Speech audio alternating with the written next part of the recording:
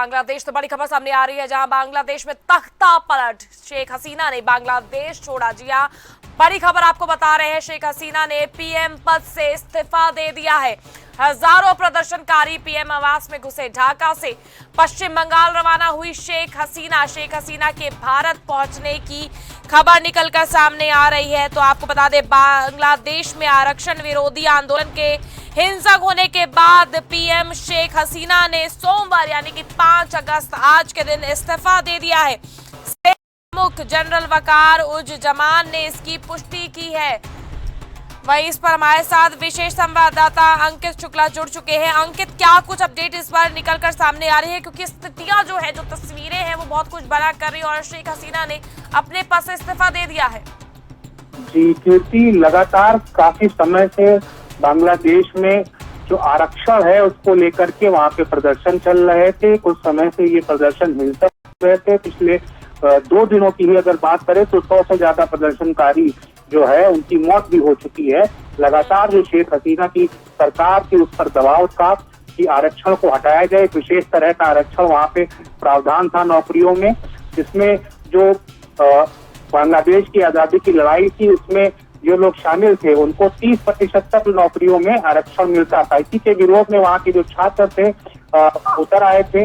हालांकि जब दबाव हुआ तब शेख हसीना सरकार ने उस आरक्षण को खत्म करने का फैसला किया, लेकिन ये जो आंदोलन छात्रों का था ये खत्म नहीं हुआ, बढ़ता चला गया। आज ये हालत हुई है कि जो प्रदर्शनकारी हैं वो प्रधानमंत्री आवास में घुस गए हैं। लगातार ढाका की सड़कों पर प्रदर्शनकारी पे मौजूद है। सेना को आना पड़ा है, सेना ने मोर्चा संभाला हुआ है। इस बीच जो शेख हसीना है, जो कि लगातार 2009 से सत्ता में प्रतिस्थापित थी और पीएम थी बांग्लादेश की, उन्हें बकायदा हवाई जहाज से भागना पड़ा है। पहले तो वह जो बंगला है वहां से अपनी बहन के साथ निकली है। उसके बाद एक जो बांग्लादेशी एयरफोर्स है उसके विशेष जहाज से, जो हरकुलिस विमान है, उससे वो भारत की तरफ आ रही हैं। जो उनके जो फ्लाइट है, जो उनका जो जहाज है, उसकी अगर लोकेशन की बात करूं तो वो बिहार के गया के पास है। ऐसा माना जा रहा है कि वो दिल्ली में लैंड कर सकती है और भारत में एक तरीके से शरण ले सकती है। पहले भी वो मिसाइल जो है भारत में रही हैं, शरणार्थी की तरह रही हैं वह और उनका परिवार। तो इस समय जो बांग्लादेश के हालात हैं, कुछ देर पहले जो बांग्लादेश की आर्मी के चीफ है उन्होंने भी कहा है कि जो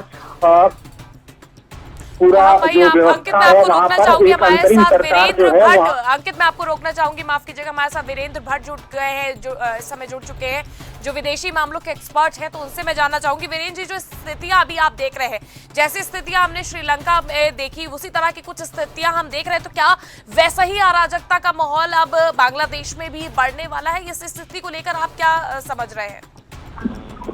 जी, मुझसे पूछिए। जी वीरेंद्र जी, आवाज आ रही है। देखिए, बांग्लादेश में और श्रीलंका की स्थितियों में मूलभूत अंतर है। बांग्लादेश में जो अराजकता का माहौल बना था उसकी वजह आर्थिक संकट था। बांग्लादेश का संकट आर्थिक नहीं है, बांग्लादेश का संकट अंतर्राष्ट्रीय शक्तियों द्वारा एक के दबाव में एक पॉलिटिकल संकट वहां पैदा किया गया है और इसका निशाना शेख हसीना वाजिब ना होकर के भारत है। अगर आपको याद हो, पिछले वक्त सितंबर में दिल्ली में G20 की समिट हुई थी और उस समिट में अमेरिकी राष्ट्रपति भी आए थे और उसमें प्राइम मिनिस्टर मोदी ने स्पेशल गेस्ट के रूप में शेख हसीना ऑडिट को बुलाया था। लेकिन अमेरिका और उन्होंने चुनाव की कोशिश की थी और उसी के अगले महीने अक्टूबर में यूएस स्टेट डिपार्टमेंट के डिप्टी असिस्टेंट सेक्रेटरी ने ढाका में जाके कहा शेख हसीना वाजिब से कि आप अक्टूबर 3 तक इस्तीफा दीजिए, वरना आप इसके परिणाम भुगतने में तैयार है। लेकिन शेख हसीना वाजिब दबाव में नहीं आई और नवंबर में बाद चुनाव हुए और वो दोबारा निर्वाचित हो गई। और इसका ये आशंका लगातार बनी हुई थी कि विदेशी शक्तियों के दबाव में और उनके समर्थन से बांग्लादेश में राजनीतिक अस्थिरता पैदा करने का अभियान चलाया जाएगा और वो आज सामने आ गया।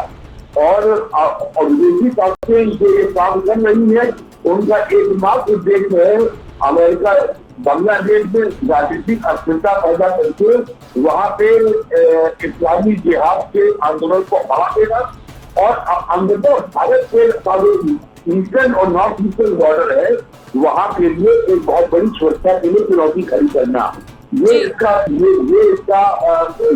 मकसद है वेस्ट और यूएस फोर्सेस का कि भारत से समस्या पैदा की जाए और नरेंद्र मोदी के ऊपर दबाव डाला जाए कि अंतर्राष्ट्रीय स्तर पर वो जिस तरीके से भारत को एक स्ट्रेटेजिक ऑटोनॉमी के साथ अपनी फॉरेन पॉलिसी को चला रहे हैं और उन्होंने अमेरिका के किसी दबाव को नहीं माना। रूस और यूक्रेन के वॉर के बावजूद भारत रूस से लगातार पिछले 2 साल से क्रूड ऑयल का आयात जारी है, तो ये सारी बात जो है बहुत प्रभाव दिखती है कंपनी फैक्टरों को। तो ये बांग्लादेश में जो कुछ भी हुआ है वो भारत से दबाव किया गया है। जी वीरेंद्र जी, बिल्कुल जिस तरह से है, लेकिन ये अंतरिम सरकार जो बनाने जा रही है आर्मी, इस पे मैं ये भी जानना चाहूंगी कि विदेशी मामलों की अगर हम बात करें तो इसमें भारतीय लोगों पर, क्या भारत पर इसका असर पड़ेगा? बांग्लादेश की जो अर्थव्यवस्था है वो इतनी ज्यादा भारत पर निर्भर है कि बांग्लादेश की सरकार इसमें छेड़छाड़ करने की हिमाकत तो नहीं कर सकती। बांग्लादेश को बिजली भारत से मिलती है, बांग्लादेश का बहुत बड़ा सामान भारत आयात करता है, हम उनके गारमेंट्स को आयात करते हैं और तमाम चीजों में हमने उनको रियायत दे रखी है। वेस्ट बंगाल और त्रिपुरा के बीच में जो ट्रांजिट की रेलवे लाइन है, जो हाईवे है, वो बांग्लादेश से गुजरता है, इससे भारत को भी लाभ है, लेकिन इसका जो है के रूप में बांग्लादेश को भी अच्छा खासा रेवेन्यू मिलता है। तो मेरा मानना है कि बांग्लादेश जो भी चीजें आएगी वो अवश्य इस बात का प्रयास करेगी कि बांग्लादेश में राजनीतिक स्थिरता बनी रहे और जो आर्थिक संबंध जिसके पड़ोसियों से है उसमें कोई भी डिस्टर्बेंस ना हो, क्योंकि बांग्लादेश की इतनी बड़ी आबादी है तो बांग्लादेश आर्थिक अस्थिरता से बचाव नहीं कर सकता, ये नहीं सकता। बिल्कुल बिल्कुल वीरेंद्र जी, बहुत बहुत शुक्रिया हमारे साथ जुड़ने के लिए। तो अंकित हमारे साथ लगातार जुड़े हुए हैं। अंकित, आपको क्या लगता है कि इन चीजों को लेकर क्या भारत सरकार में कोई गाइडलाइंस जारी की गई है? क्या इस पर किसी तरह की कोई बात हो सकती है कि भारत सरकार की तरफ से कोई क्या गाइडलाइंस जारी की गई है? भारत सरकार की ओर से सिर्फ अभी फिलहाल जो बीएसएफ है, जो कि बांग्लादेश का जो बॉर्डर है, जो उसके 3 तरफ से बांग्लादेश जो है भारत से ही जुड़ा हुआ है, ऐसे में जो बीएसएफ है उसको विशेष निगरानी बॉर्डर पर रखने के निर्देश दिए गए हैं, क्योंकि बड़ी संख्या में ये संभावना जताई जा रही है कि बांग्लादेशी जो समर्थक है खास करके शेख हसीना सरकार के, वो भारत की ओर आ सकते हैं, पलायन वहां से हो सकता है। तो ऐसे में जो बॉर्डर है वहां पर बीएसएफ को अलर्ट किया गया है बांग्लादेश के बॉर्डर से कि विशेष निगरानी बरती जाए। इसके अलावा यही सामने आ रहा है कि जो बांग्लादेश की जो सेना है एक अंतरिम सरकार का गठन करने जा रही है, जो कि वहाँ पे प्रदर्शन से लेकर सारी चीजों से निपटेगी। खासतौर से जो आर्मी के चीफ हैं बांग्लादेश के, वो उन्होंने प्रेस कॉन्फ्रेंस की है, ये सारी जानकारियां दी हैं। तो ऐसा भी कहा जा सकता है कि जिस तरीके के हालात पाकिस्तान में पिछले सालों में रहे हैं कि वहाँ पे सेना ने कच्चा पलट किया है, तो यहाँ पे भी ऐसा देखा जा रहा है कि एक आंदोलन खड़ा हुआ और उसके बाद सेना को मौका मिला और सेना अब वहां पर एक तरीके से शासन संभालने की स्थिति में आ गई है। आगे क्या होगा ये अभी बिल्कुल डेवलप हो रही है चीजें, तो आगे क्या होने वाला है अभी कुछ कहा नहीं जा सकता है ऐसे। लेकिन जो हालात है, जिस तरीके से ढाका के सड़कों पर है एक विक्ट्री परेड टाइप की निकाली जा रही है, जो समर्थक है, जो आंदोलनकारी हैं, उनकी ओर से मुजीबुर रहमान की ढाका में जो प्रतिमा है उसको तोड़ा गया है।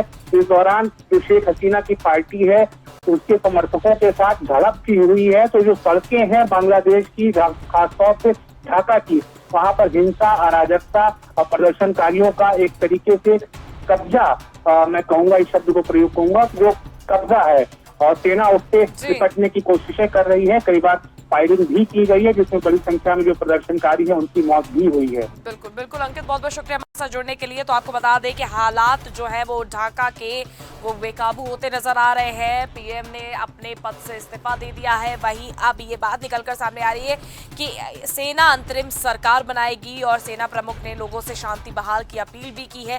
कहा है कि हम हालात काबू ले आएंगे, भरोसा रखें।